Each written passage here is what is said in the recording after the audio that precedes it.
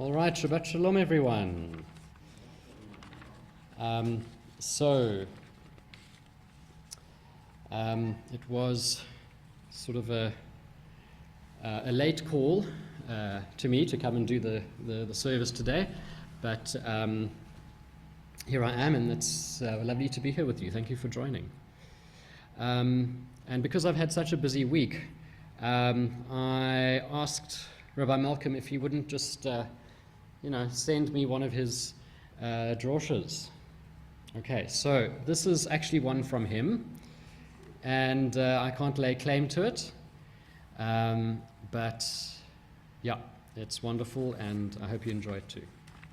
So this parsha this week is Parsha Va'era, and it's when God instructs Moses to go tell Pharaoh to let the people of Israel leave the land of Egypt. So when God asks or instructs Moses to do this, Moses answers, "The Israelites would not listen to me. How then should Pharaoh heed me, a man of uncircumcised lips?" Okay, so he calls himself a man of uncircumcised lips. Rashi explains the phrase uncircumcised lips as lips that are sealed or blocked, or simply impeded speech. Moses was concerned that he was unable to articulate God's will to Pharaoh. The people of Israel would not heed his words how much more so would the most powerful man in the Near East not heed him.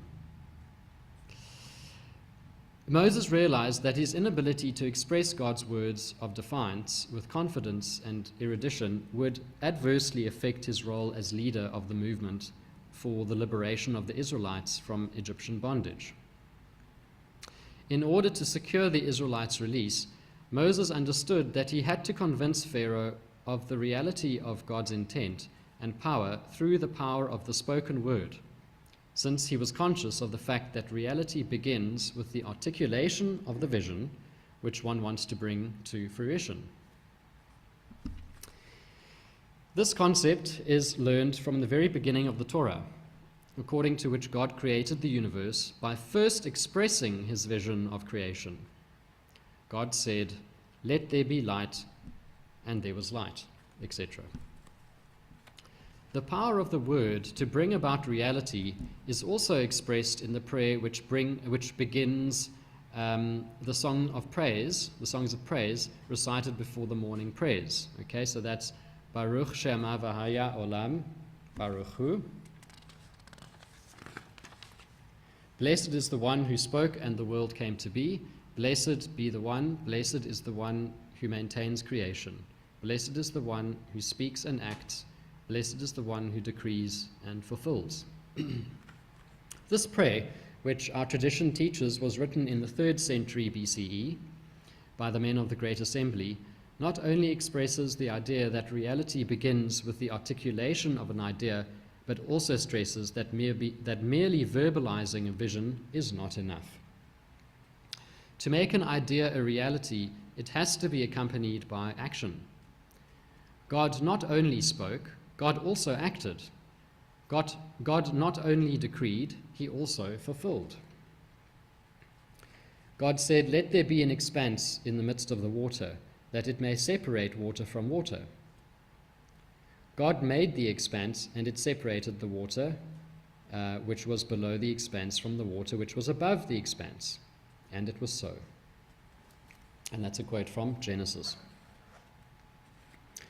Indeed, God's very name, Ehyeh Asher Ehyeh, revealed to Moses at the burning bush, which was revealed to Moses at the burning bush, is a verb meaning, "I am that which I will be," or alternatively, "I am that which I will do."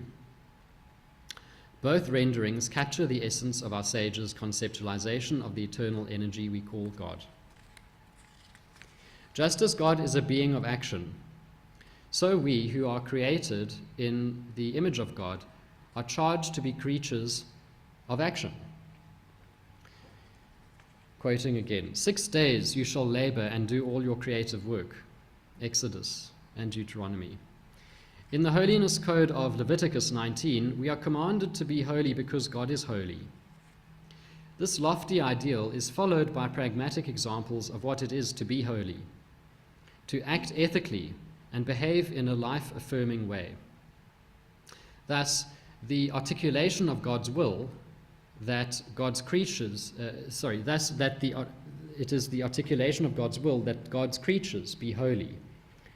And this only becomes a reality when human beings participate in the community in a way that raises society to a higher spiritual and ethical level. Moses did not understand when he expressed his anxiety over his inability to articulate God's message to Pharaoh that speaking to Pharaoh was not enough. While Moses might have been a man of uncircumcised lips, God chose him because he was a man of action, even if his actions were sometimes misguided. Moses proved himself a man of action in both a negative and a positive way, when he slew the Egyptian who was beating a Hebrew slave, and when he rose to the defense of Reuel's daughters, who were being driven from the well by the Midianite shepherds. To complement Moses' skill as a man of action, God teamed him up with his older brother, Aaron, the diplomat, Aharon. The two brothers spoke to Pharaoh and instigated the 10 plagues by stretching forth their hands and striking the water or the ground, depending on God's instructions. Similarly, when the Israelites were caught between the Sea of Reeds and the approaching Egyptian army, God castigated Moses for crying out to him and instructed him to take action by stretching out his arm over the sea and ordering the Israelites to go forth into the waters. Midrash Shemot Rabbah stresses the importance of action by stating that it was only when the Israelites had gone into the sea up to their very nostrils that the water divided and exposed dry ground. Given the above analysis of Moses' response to God's command to engage Pharaoh, it is no coincidence that Judaism judges individuals by their actions and relationships to others, rather than by their beliefs and ideologies. By acting and behaving in manners that promote life, by acting and behaving in manners that promote life and which make us ever conscious of the sacredness of the world and the creatures in it, we fulfill the precept of Tikkun Olam, Lemalkut Shaddai, of repairing the world under the sovereignty of the Almighty. Okay, so thank you, Rabbi Malcolm.